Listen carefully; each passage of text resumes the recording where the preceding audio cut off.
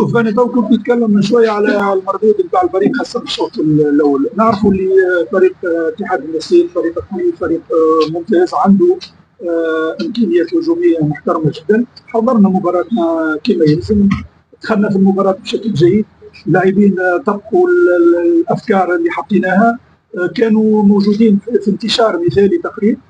سيناريو زاد كان ممتاز من جانبنا، سجلنا هدف على اثر التحول الهجومي. كل الاشياء خاصه في الشوط الاول كانت ايجابيه.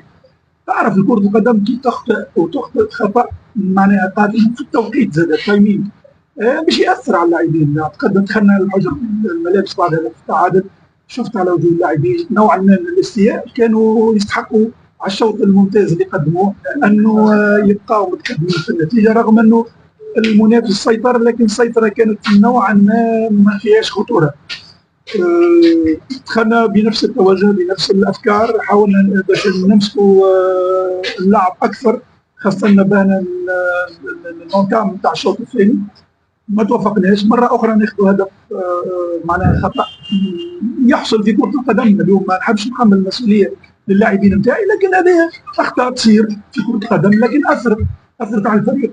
طبعا بعد 2-1 بعد الاصابه والتغيير الاضطراري ثم جاءت الورقه الحمراء، ثم نوعا ما من الريلاشمون مونتال عند اللاعبين ما عادش يامنوا بالرجوع في المباراه اكثر، وشفنا انه كانت النتيجه ثقيله على اتحاد تطوين، وفي تقديري ما تعكسش المستوى اللي